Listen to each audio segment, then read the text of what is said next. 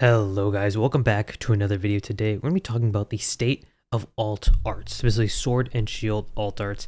I believe that there is a big opportunity right now because box prices are currently going down, and so some alt arts have seen some really big dips. But I think this is temporary and we can take advantage of this temporary dip. A lot of these are extremely rare chases, and since these sets aren't being printed anymore, the amount of new supply that's coming onto the market is somewhat limited. Over time, these chases are going to be put in people's binders in their own personal collections, and they're not going to be out readily available on the market as time goes on. Like, look back on these alt arts in 2 to 5 years, they're going to be pretty hard to come by. And not only that, we've seen this happen before with Sun and Moon big chases. I think a lot of the alt arts from the Sword and Shield era actually rival or are better than the Sun and Moon chases. And since we've seen what happened to those cards, I think we can make some pretty good educated guesses on which cards might do well and which ones to buy into right now. And I've also formatted the video in a way where regardless of your price range, you can buy something here. We're starting from $10 all the way up to over $500. So we're going to be going up in steps, like 10 all the way to 100. I have like 10 different cards, so don't worry, there should be something on here that you can pick up. Starting off, we have the Lucario V-Star promo. I pulled all of these cards from the best selling, so these are very popular cards that have a lot of liquidity that a lot of people want, right? That's one of the most important things about buying cool cards, other than the fact that you enjoy them, obviously. I also try to pick cards that I like. But as you can see, it's seen a pretty nice dip from $14 down to $7. Now, to be honest, this card was always very cheap. It was like $2 when Crown Zenith was very readily available because people were ripping ETBs a ton. But now that the ETBs are becoming over $200 or around $200, opening a Crown Zenith ETB is no longer an easy thing, and so these promos are no longer just an easy thing to get. Now, thankfully, you're buying a huge dip, over 70, or 50%, sorry, of the value has been lost. And looking at the PSA populations, you can see that a 10 is actually pretty easy to get. This means that I think this Lucario V-Star is a really good grading opportunity. If you haven't graded cards before at all, I would suggest maybe pick up a few Lucario V-Stars. Even if you hit just, 3 or 4 as a 10 out of 5, you have made a lot of money back because they're around $100. It looks like PSA is saying that the average price is $160. I'm not sure if they would offer that on a buyback. I've heard PSA started buying back cards that you send in for grading, so that's interesting. But yeah, I think this Lucario V-Star is a pretty solid card. Let's move on to the $20 card. Now, this one is a little bit more interesting. Lost Origin Trainer Gallery, which I believe is one of the best trainer galleries in all of Sword and Shielding. Lost Origin is an amazing set. It climbed all the way up to $30 in September. Again, was kind of a more inexpensive card for a long time because it was pretty easy to pull. But in recent times, a lot of people really love the Pikachu, the Sleeping Pikachu artwork. When I show off my binder to people who aren't really in the hobby that much, this is a card that they always look at and point out as something that they love. I have this one in my binder, and for only $20, it's honestly a really good pickup. Now, unfortunately, this has a really hard PSA Tem generate, and that does mean that there's a bit of a premium on a really pristine copy. So if you have any pristine copies of this card lying around, if you find any at local card shows, I think it's a good pickup and definitely a good grading play if you feel like you can hit this gem rate. Now, that being said, the gem rate is a little hard. You might have to be a little, you have to scrutinize the card that you get to make sure that you hit this 10. But I think it's fun. $20 for such a nice card is cool. Again, we have Gengar from the Lost Origin Trainer Gallery. This set is just really, really solid. And as you can see, a lot of these singles are going down because the box price went down a ton. It spiked up to like $800. That cost all of these singles to jump up, and now that the box is moving back down, the singles are following it, like I just mentioned before, right? Box prices are going down, so some alt arts are actually dipping. This is applying to a lot of the cards in the hobby right now, and that means it's a great time to get in, guys. Buy the dip, right? This Gengar, I think, is a great opportunity right now. Also kind of similar to the Lost Origin Pikachu, pretty hard gem rate, so, same kind of thing applies there. Next, we have the Charizard V-Star. This connects really well to the Mewtwo Crown Zenith one. It's one of the best promos we've ever gotten in a box. I think it's the best promo out of the Charizard UPC, which at this point is like, over $400, $500, I think at this point. And it's seen a pretty nice chunk dip, $75 down to 45. That's around $30, discount that you're basically getting. It's kind of gone down to, these pre-spike prices. But I think that's a perfect opportunity to pick it up. The gem rate for this is extremely hard, though. As you can see, 25,000 nines. So yeah, around a 20% gem rate, 18.5% is tough. That's a tough card to gem. Now, in person, a lot of these are pretty off-center. It's usually not like an issue with the scratching or anything, or like whitening on the back. It's usually a problem of centering with these. But let's move on to the next one, which is Flareon at a nice $60. This comes from a premium collection box that has some Evolving Skies in it. So the box to get this in is pretty difficult to find. It's also very expensive to open. Now the price correction is not huge, only 70 down to 60, but overall I think this card is really, really beautiful. The watercolor art. This artist has done some really notable cards. For example, the Misty Psyduck, the Latios and Latias from Surging, the Paldean Wooper.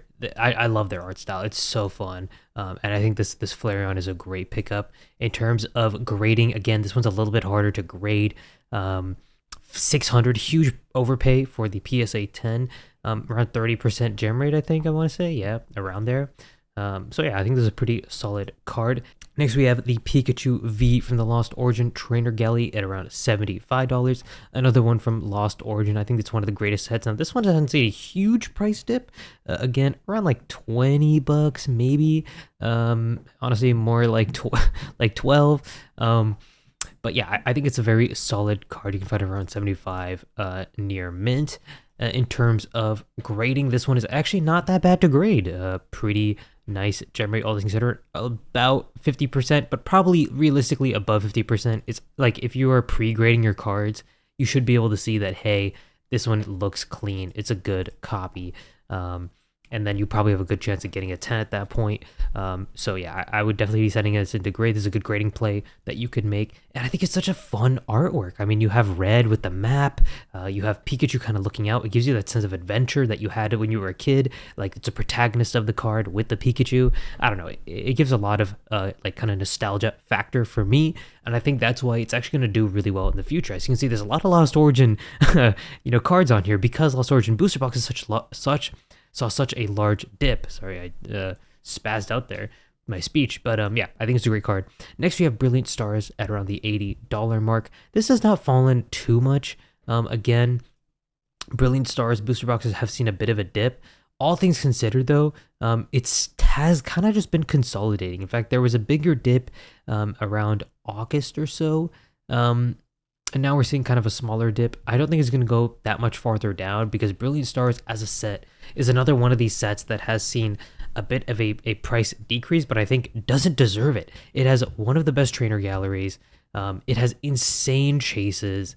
It's a Charizard set as well. It has so many Charizard cards. I think the booster box prices are going to climb back up eventually. And when that happens, these kind of big cards like the Umbreon VMAX are going to shoot up. Taking a look at the PSA population, this is a very easy card to 10. I think it's a great grading play. If you find these out in the wild, I would definitely consider buying a raw copy to see if you can then make a grading play. Very, very nice card overall, and I would definitely recommend it. Next, we move on to the $100 tier. We're getting into the big boy leagues right now. This Vaporeon has seen, a bit of a price dip. Again, this comes in the, similar kind of Flareon premium collection box, right? Except it's Vaporeon themed. And for $100, I think it's really solid. I mean, you get Finneon, you get Jellicent, or Frillish, sorry, Feebas, Milotic. You get all these like fun Pokemon in the background. There's like, I think it's a Horsea too, and the Vaporeon is swimming through the sea. And there's a Mantine there. Like, there's so many fun little details going on with this card. It looks so cool. And I think for $90, it's not a bad buy. In terms of the PSA population, it's pretty hard to get in a 10. Just kind of barely that like 40% gem rate.